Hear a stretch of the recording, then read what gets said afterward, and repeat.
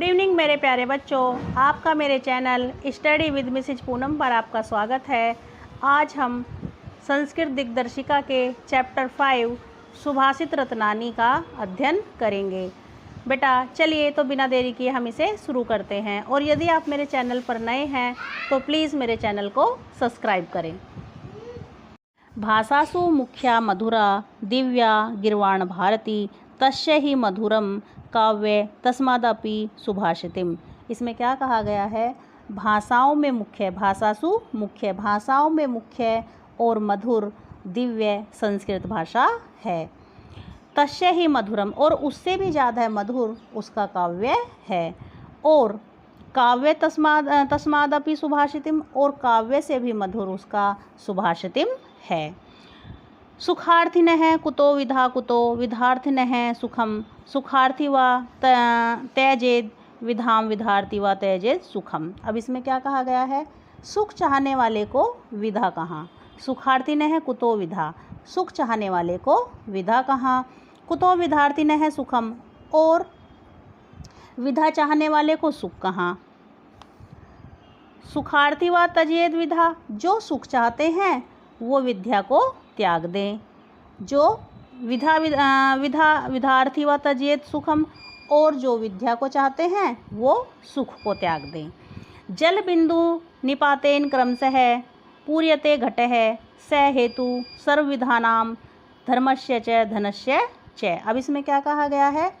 जल की बूंद के गिरने से, जल बिंदु निपातेन, जल की बूंद के गिरने से घड़ा धीरे धीरे भर जाता है। घट माने होता है बेटा घड़ा, घड़ा धीरे धीरे भर जाता है। से हेतु, वही कारण, सभी सर्वविधानाम, सभी विधाओं का, धर्मस्य, सभी धर्मों का, च धनस्य, और धन का, वही क्या है? वही कारण सभी विधाओं का है, सभी धर्मों का है और धन का है। कहने का तात्पर्य ये है, जिस प्रकार से जल की एक एक बूंद से घड़ा भर जाता है, उसी प्रकार थोड़ा थोड़ा कर्म करने से, थोड़ा थोड़ा धर्म करने से और थोड़ा थोड़ा धन अर्जित करने से हमेशा हम संपूर्ण तरह से पुष्ट हो जाते हैं।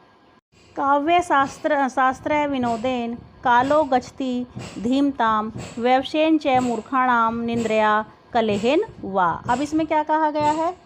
काव्य शास्त्र विनोदेन, विनोदेन माने होता है बच्चों मनोरंजन। काव्य शास्त्र के मनोरंजन में कालो गच्छति धीमताम, बुद्धिमानों का जो समय होता है वो व्यतीत हो जाता है।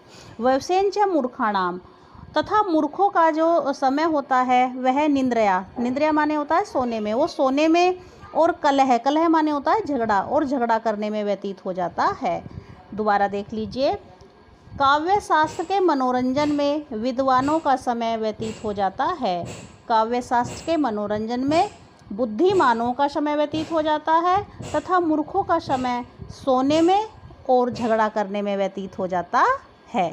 काव्य शास्त्र विनोदेन कालो गच्छति धीमताम व्यवसेन च मूर्खाणाम निंद्रया कलहेन वा। इसमें कहा गया है कि जो काव्य शास्त्र विनोदेन, काव्य शास्त्र के मनोरंजन में बुद्धिमानों का समय व्यतीत होता है। काव्य शास्त्र विनोदेन कालो गच्छतिम धीमताम, काव्य शास्त्र के मनोरंजन में बुद्धिमानों का समय व्यतीत होता है।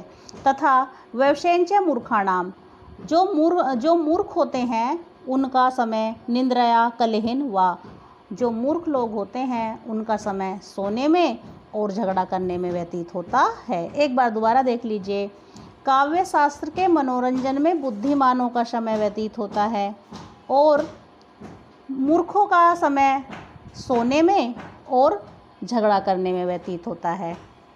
न चोरहार्यम न च राजहार्यम न भातृभाज्यम न च भारकारी व्यय कृते वृद्धतः एवं नित्यम विधाधनम सर्वधनम प्रधानम। इसमें क्या कहा गया है? न चोरहार्यम, न तो चोर चुरा सकता है, न च राजहार्यम और न ही इसे राजा हरण कर सकता है, न भातृभाज्यम न च भारकारी और ना ही इसे भाई बांट सकता है। भातृ माने होता है बेटा भाई, ना ही तो इसे भाज्य माने होता है बांटना, ना ही इसे भाई बांट सकता है। न च भारकारी और यह भार स्वरूप भी नहीं है, भारकारी मतलब भार स्वरूप भी नहीं है। व्यय करते वर्धते एवं नित्यम और इसे नित्य प्रतिदिन जितना व्यय करते हैं यह उतनी ही बढ़ती है, क्योंकि विद्या धनम सर्वधनम प्रधानम, क्योंकि विद्या धन सब धनों में प्रधान होता है। परोक्षे कार्ये हंतारम प्रत्यक्षे प्रियवादिनम वर्जेतादृश्यम मित्रम विषकुंभम पियो मुखम। इसमें क्या कहा गया है, अगर हमारे पास मित्र ऐसा है तो हमें किसी शत्रु की आवश्यकता नहीं है। कभी कभी क्या होता है बच्चों, परोक्षे कार्य हंतारम, इसमें क्या कार्य हंतारम का मतलब क्या हो गया है, न तो इसमें क्या होता है पीठ पीछे कार्य बिगाड़ने वाले, पीठ पीछे कार्य बिगाड़ने वाले और प्रत्यक्षे प्रियवादिनम और सामने मीठा मीठा बोलने वाले।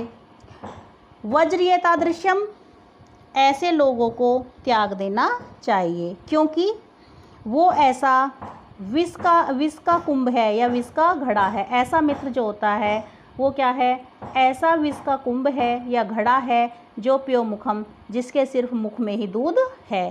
कहने का तात्पर्य ये है बच्चों, कुछ दोस्त हमारे ऐसे होते हैं जो हमारी पीठ पीछे तो हमारे कामों को बिगाड़ देते हैं, हमारी चुगली करते हैं, हमारे लिए बुरा बोलते हैं, लेकिन जब हमारे सामने आते हैं तो बड़ा अच्छा बोलते हैं। और हमें क्या करना चाहिए, ऐसे मित्रों को त्याग दे। अगर हमें पता चलता है कि ऐसी परिस्थिति है तो हमें ऐसे लोगों को त्याग देना चाहिए, क्योंकि ऐसे लोग पेट में तो हमेशा अपने विष रखते हैं और मुंह से मीठा मीठा बोलते हैं। उदित सविता ताम्र संत्राम एव अस्तम इति च संपत्तो च विपत्तो च महतामेक रूपता। अब इसमें क्या कहा गया है, सूर्य क्या होता है, उदित सविता, सूर्य जो होता है वो लाल ही उदित होता है और लाल ही वो अस्त हो जाता है।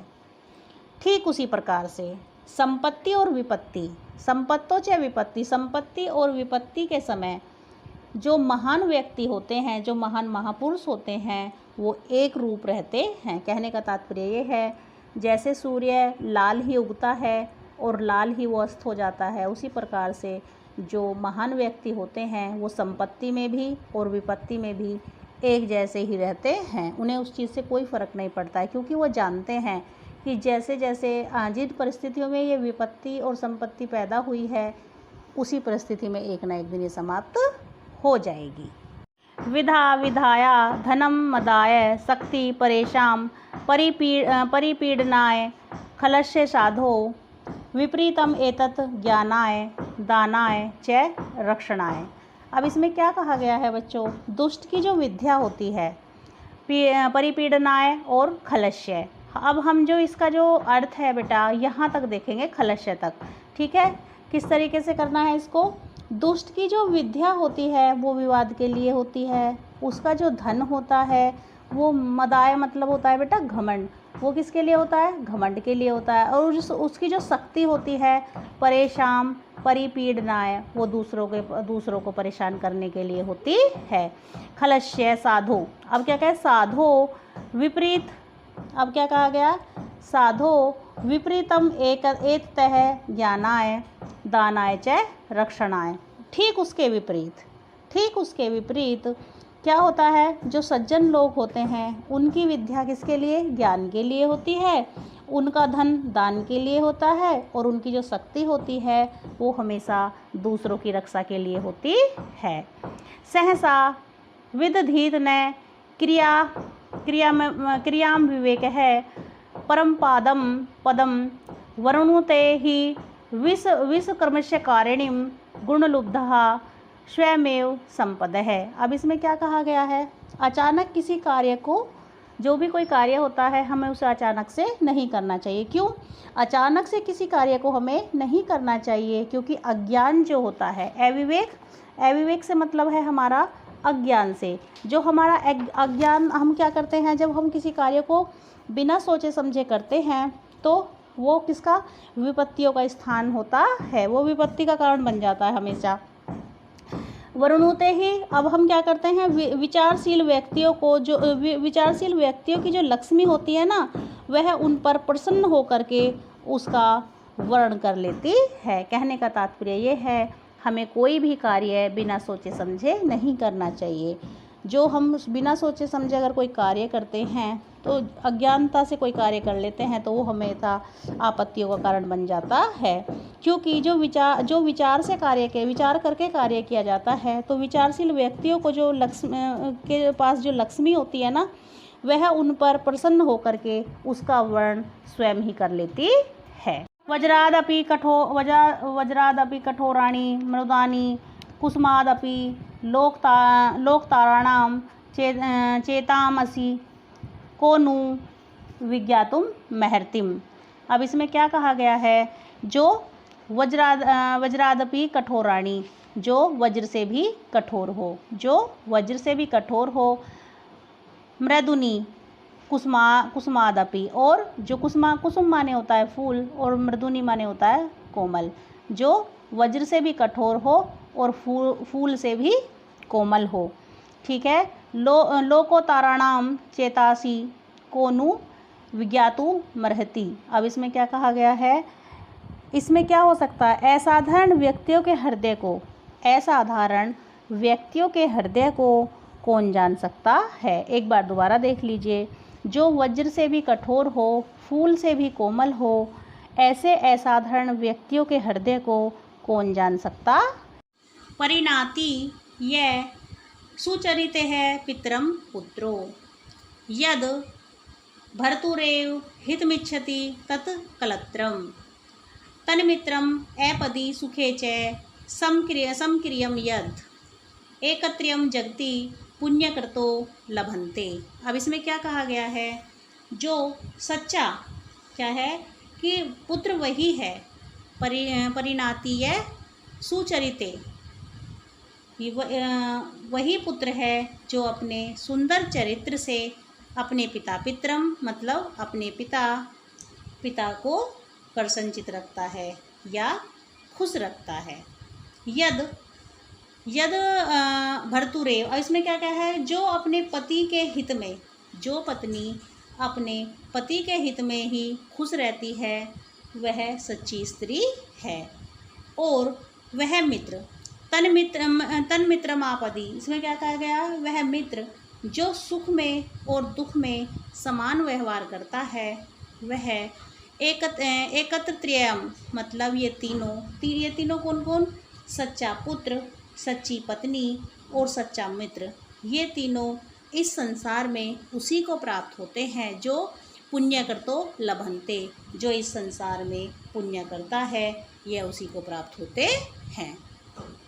कामान दुग्धे विप्रकृत्य लक्ष्मीं कीर्तिम सुते दुष्टकृतम या हिनस्ति शुद्धां शांतां मात्रम मंगलानां धेनुं धीरा सुनृतां वाचमाहु का उल्टा अर्थ निकाला गया है, इसीलिए थोड़ा सा पढ़ने में आपको अटपटा लग सकता है, हार्ड भी है, थोड़ा ध्यान से समझें। ये जो लाइंस लिखी हुई हैं इनका उल्टा अर्थ निकलेगा। अर्थ मतलब चौथी लाइन से शुरू होगा और फर्स्ट लाइन पे जाके ख़त्म होगा, तो थोड़ा ध्यान से समझें। सत्य और प्रिय वाणी को धीर पुरुषों ने क्या कहा है, गाय कहा है। क्यों कहा है, जो शुद्ध है शांत है, जो शुद्ध है शांत है और मंगल कार्यों को जन्म देती है, अर्थात जो हमारी इच्छाएं होती हैं उनको पूर्ण करती है और जो हमारी दरिद्रता होती है उनको दूर करती है, और हमारी जो कीर्ति होती है उसको बढ़ाती है, जो पाप हैं उसको नष्ट कर देती है। एक बार दोबारा देख लीजिए, ध्यान से समझिए। इसमें क्या कहा गया है, सत्य और प्रिय वाणी को धीर पुरुषों ने क्या कहा है, गाय कहा है। ऐसी गाय कहा है जो शुद्ध है, शांत है और मंगल कार्यों को जन्म देने वाली है, अर्थात हमारी जो इच्छाएं होती हैं उनको पूर्ण करने वाली है।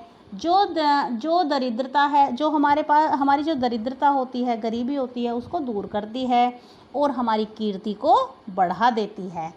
जो पाप है उसको नष्ट कर देती। व्यतिष्ठति पदार्थ है अंतरः को अपि हेतु न खुल बहिरूपाधीन प्रीतियः स संचते विकसित ही पथ अंगेशोदय पुंडरीकम द्रवित च हिम रश्मा बुधगते है चंद्रकांत है। अब इसमें क्या कहा गया है?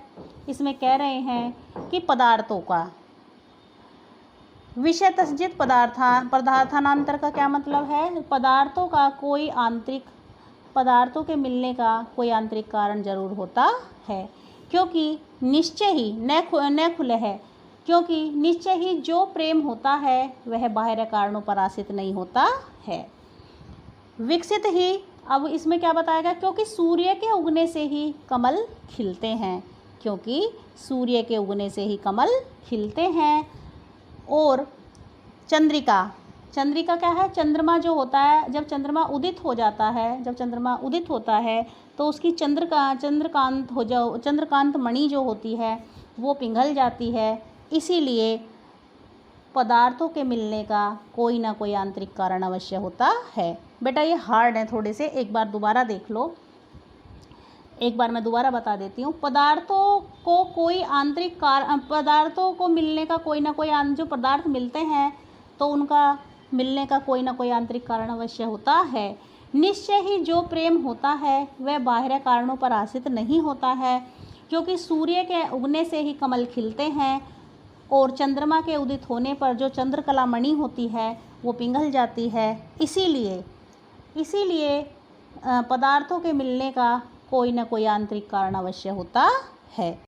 निदितो नीति निपुणा यदि वा स्तुवन्तु लक्ष्मीः समाविस्तु गच्छता वा यथेष्टम अधेव वा मरणमस्तु युगांतरे वा न्यायात् पथे परविचलन्ति पदम न धीरः।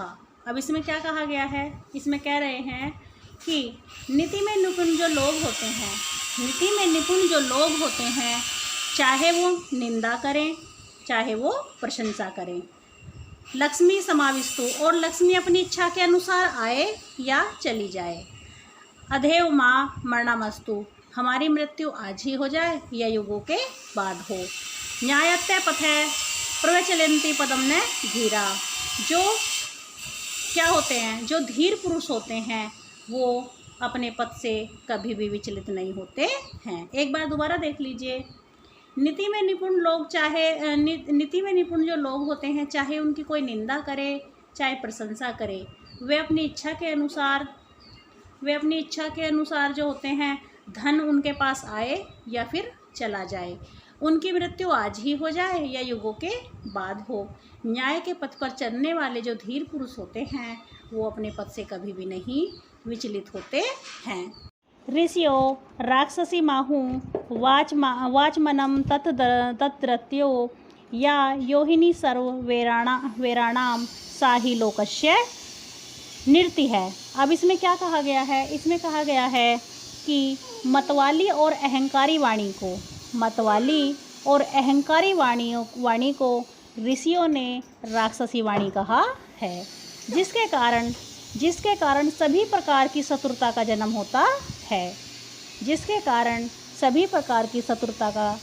होता है।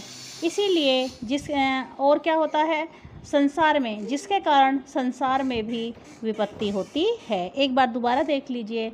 मतवाली और अहंकारी वाणी को ऋषियों ने राक्षसी वाणी कहा है, जिसके कारण सभी प्रकार की शत्रुता का जन्म होता है और जिसके कारण इस संसार में विपत्ति आती है। बेटा उम्मीद है आज का ये चैप्टर आपको पसंद आया होगा। आपको कैसा लगा प्लीज़ कमेंट बॉक्स में ज़रूर लिखें। धन्यवाद।